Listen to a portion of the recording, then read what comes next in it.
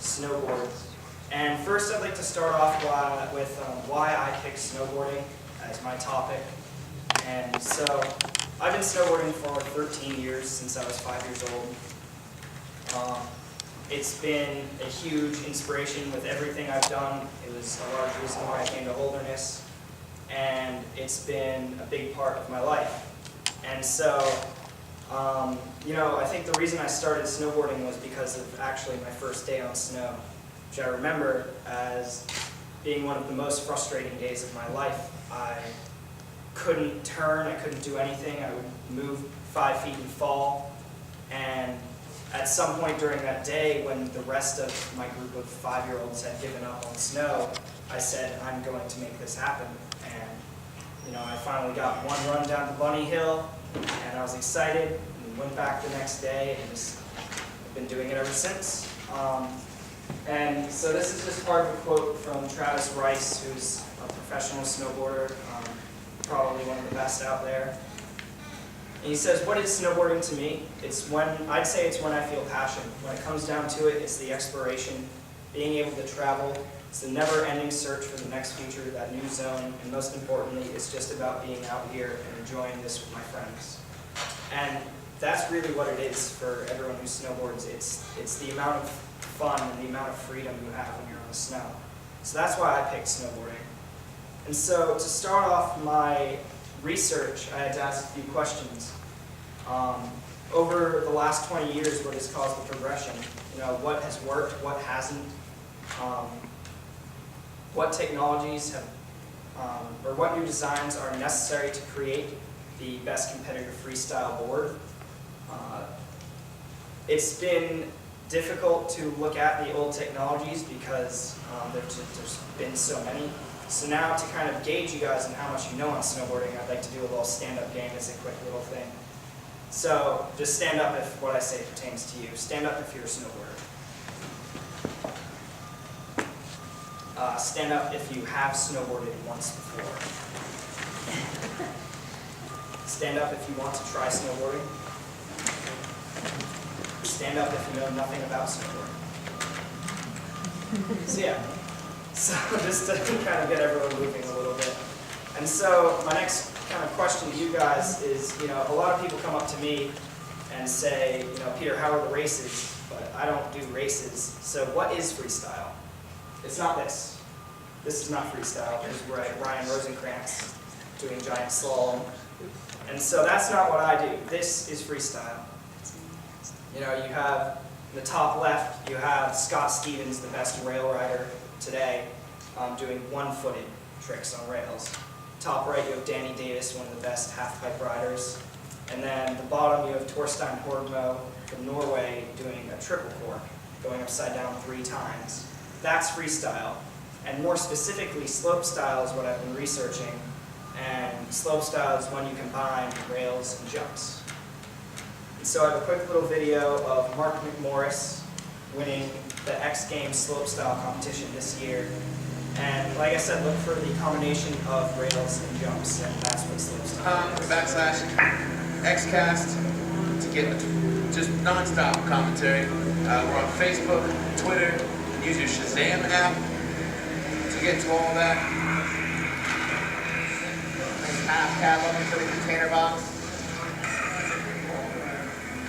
Ooh.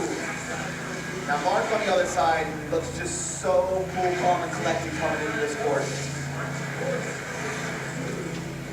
Well, you had just made history last night, Bigger, in the first ever triple cork. You might be feeling pretty confident too. Either the 12 or practice for the triple. Go for 12. Boom! Oh man. Beautiful 1260 at the bottom. So what makes this freestyle is the fact that he has choices at the beginning of what rail he wants to do. He has choices of what tricks he's going to do off the jumps, so it's free. And so that video, I kind of, through my research, I wanted to find a board that would be perfect for a run on that course. And so to kind of look at the technology of today, I had to see where technology has been and how it's gotten to where it is. So I had to look at the history of snowboarding. A book I read in my research called Sick the cultural history of snowboarding, it started with the question, where did snowboarding come from? And this is kind of a basic question, but it asks a lot because there isn't one place that snowboarding came from. It started all with the snurfer, which I have on the far left there. And the snurfer was invented by Sherman Poppin in 1965. It's a relatively old toy, and he invented it because he was sledding with his daughter, and she tried to stand up on the sled. And from that, he was inspired to tie two skis together and attach a rope to the front. And then he started making these toys. And so snowboarding came from this in the East and West Coast at around the same time. In 1972, a guy named Dmitry J. Milovich invented winter stick snowboards, but later in 1980 went bankrupt, so he's not credited with much as pertaining to snowboarding. The most famous is Jake Burton Carpenter, the owner of Burton Snowboards. And he started in 1977, and he started at the same time. He started on the East Coast. Tom Sims, who invented Sims snowboards, started the same year on the West Coast. So these two were the basic beginnings of snowboarding. And this picture right here is a picture of a Burton performer, which was the top of the line snowboard in the early years of snowboarding. And then, as well as the second to the right over there is a Sims 1445, which is the kids' model of the Sims 1500, which is the most popular Sims snowboard of that time. And so with this sport starting, there came competitions, there came publicity, and the competitions drove a lot of the technology progression because people wanted to go faster, they wanted to turn better, they wanted to jump higher. So I have a quick video of the first competition ever in 1981 at Ski Cooper, Colorado in Leadville. And here you'll see Jake Burton is actually interviewed in part of it, and it's kind of the pre and post competition and a little bit about his snowboard. It's the first contest ever. How about, I wish I got in. Right down there, where the cat was having a hard time. So where's the going? I don't think, Jack, I don't think we'll find anything really deep, so we just can't make it a real monster, you know? Yeah, we can't make it a toy at all. It looks like the only thing we want to do is make sure it's wide enough so that people don't bring up one way or the other.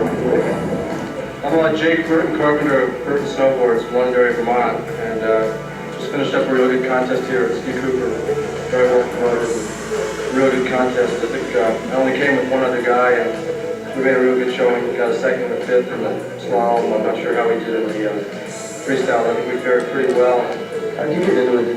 Well, a company called Brunswick Corporation used to make something called a snurfer a long time ago, and I rode those for about the last 10 years. Nobody really improved it, and living back east and just sort of getting flustered with that particular board, I just decided to start making something on my own. And I've been at it for years and had three probably worst winters snow-wise that you could ask for, back east especially, and this year out west when we started getting the big draw out here. But I'm real happy with it personally, and I really think that we're doing good things in the sport back east, and a lot of people doing good things in the sport out here. The fins are right here. They're aluminum fins made out of aircraft alloy. They're real tough. I've ridden this board for most of the year, and you can see it's still in real good shape. It's totally rideable. Front foot goes in this binding right here, and then the back foot tucks underneath this back binding. So you've got enough leeway there. The back binding is different from the front binding so that you can adjust your stance to suit your style or whatever type of ride you're doing, whether it's a deep powder or freestyle, whatever. It's got a 3-pin board with graphics, a couple good bindings, and it's a real good sport. Hope everybody gets into it because it's pretty safe, it's a lot of fun, there's a lot of speed, and you can definitely surf the snow. So snowboarding's obviously come a far way from that, and you know they didn't have edges; they had fins to turn the board, and I just think that video was kind of really cool, and it showed how snowboarding began and how they were still kind of looking to have just a good time. And so shortly after this competition, the first snowboarding nationals started in 1982 in Suicide 6, Vermont, so pretty close by. And so with these competitions came a little publicity and some fame, and of course snowboard magazines started popping up, like Absolutely Radical. This was their first cover in March of 1985, and they quickly changed their name to International Snowboard Magazine, or ISM. And so those are their first two covers. And these magazines are still pretty similar to this today. You know, magazines now, there's a lot more of them. There's Transworld Snowboarding, Method Mag, Snowboarder Mag, East Coast Snowboarding, Onboard. They all have their own niche markets who they're trying to kind of show what they have to. Onboard Mag is European snowboard magazine. East Coast is for snowboarders around here. And then Transworld and Snowboarder and Method Mag are a lot more bigger names. They kind of serve for everyone. And so these magazines, they show a lot of the technology. You know, every year they all come out with a gear guide which shows the equipment that you'll be able to buy the next fall. So it's kind of, this is what really got me into the technology of snowboards, is looking at these new snowboards every year and saying, you know, what makes this one different from this one? What makes this snowboard better than this other one? And so this was what really sparked my love for technology. And so the technologies are, the two main ones are camber and side cut. And you know, there's a lot of different types of them, and they all do different things. So to get into camber, this is a picture of a snowboard if it was laying horizontally on the ground. And so the definition of camber is a convex shape or arch on a horizontal surface. So if I laid this all-black snowboard on the ground, you would see it raises a few millimeters, just a little bit in the middle. And what that does is it reacts like a spring, so that when you try to jump, the board flexes and then it springs up so that it propels you upwards. But then there's a lot of other different kinds of camber. Reverse camber, for example, it lifts the contact points, or where the board is at its widest, which is where it starts its turns. It lifts those off the ground, making the board more free and making it easier to start out with. It's a much better beginner's board. And so this board's also really good for rails because it doesn't have much power. It's easier to move around with. Then flat camber, it allows you to have a little bit more freedom with still having some power.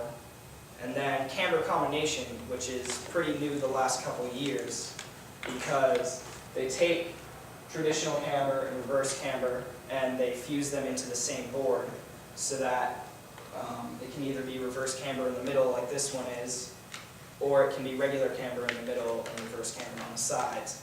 And people who make this say that it's the best of both worlds, and I haven't really decided how good it is yet, but I think there are a lot of benefits to it because you can still get power and you can get freedom. With this camber comes a weird technology that I was researching, and I just thought it was pretty interesting, called triple base technology, or TBT. And what it does is it takes a regular camber board and then it puts right here and right here on the nose and tail, it lifts them up. So you have a regular camber board when you're riding flat base, but the main parts of the edges where you would usually lose your freedom and maneuverability, those are lifted off the ground. So now people are less worried about, you know, coming around on a spin. Say you don't make it all the way around, you can land a little bit sideways and still slide it. And so this has been helpful, and a lot of people go by this and say that that's the best way.